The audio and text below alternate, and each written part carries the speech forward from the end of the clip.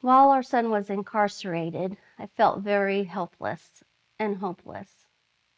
I didn't know how it would end. I didn't know how to help my son. I spent many of nights crying myself to sleep. This is a very difficult journey as a mother and as a parent. When we think about our kids, we think about them graduating from high school, going on to college or trade school, meeting the love of their life, and having children. And you wake up one day and your son is sitting in jail and you don't know what to do. You can't help him. He's an adult. When he was released, we realized that as an adult, we didn't have the influence on our son that we once had, and therefore not the support that he needed to keep from reoffending, to keep from going into that place, that dark place that leads him right back into jail, into hopelessness. And this is where Valley Felon-Aid began. Hi, I'm Christine Reynolds, co-founder of Valley Felon-Aid, along with my husband, Matt. And we felt called to begin this program after going through a very trying time with one of our sons. As a late teen, early 20s, our son began an onset of mental illness. So we decided to take our story and develop this program because we had heard from other people in the community that have been through the same thing. But once we started getting phone calls and learning in our community how many people actually go through these kind of trials and deal with mental illness and addictions and the judicial system, that we decided we wanted and needed for our community to do something about it. We decided we wanted to help those coming out of incarceration because we learned with our son that as you come out of incarceration, though we have the resources in our community, there's a big gap in between just getting out and connecting with those resources. I realize that I'm just a mom, but I am a mom that can make a difference with the right people.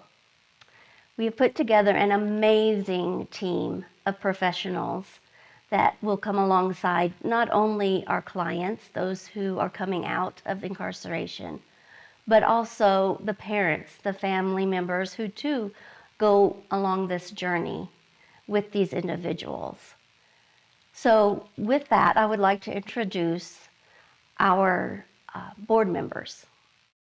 Hi, I'm Carrie Auclair. I'm a division director with Western Montana Mental Health, which is covering Ravalli County, and I also have an office in Missoula County. I cover teams from Libby until over to Bozeman. And so my division comprises of, I also oversee the Recovery Center in Missoula, so I have a lot of different aspects in my purview. One of the things that I enjoy working with Western Montana Mental Health is because we cover so many different aspects of not only mental health, but people in general, and how people end up identifying maybe a mental health diagnosis and also what it's manifesting in their own life. I am a fourth generation Bitterrooter, so I grew up in the Valley, and I have a degree in law enforcement. I have a degree in social work. I have a graduate degree in human relations. And coming not at a correctional standpoint, but from a social work standpoint. And how can we impact someone who's in a system, and what do they need to be successful on the outside? I'm Heather Green. I studied forensic psychology in New York at John Jay College of Criminal Justice. And I am happy to be part of this program and bring my wealth of knowledge and education to the program to help out in understanding these very special people that we'll be working with. The criminal mind works differently than our minds do. it's almost like a minute to minute type of thinking. When I work with inmates, every time I sit down with one, I ask them the same question. And I've been touched and almost heartbroken that they all answer the same way. The question is, tomorrow, if you woke up and you could be anywhere and do anything, you could have your dream job, what would it be? And without exception, every one of those inmates answers the same way. And they look at me and say, I have no idea. What I would like to bring to the table is opening their minds and allowing them to do that, allowing them to have a vision of what could be. Because if you don't know where you're going, you're never going to get there. So they need tools and they need help to open their minds to see that life can be so much more rewarding and a much more pleasant place to be. So hi, my name is Deanna Blocker. I am a juvenile probation officer with the 21st Judicial District here in Montana. I have been doing this line of work for about 27 years. I have worked in detention facilities, mental health hospitals, and I have worked for child and family services. What I've seen in my history in working with families, not just being a juvenile probation officer, I work with the entire family. So I do work with adults who become incarcerated. They deal with mental illness, they deal with substance abuse issues, and every time they violate their probation or their parole, they go back to jail.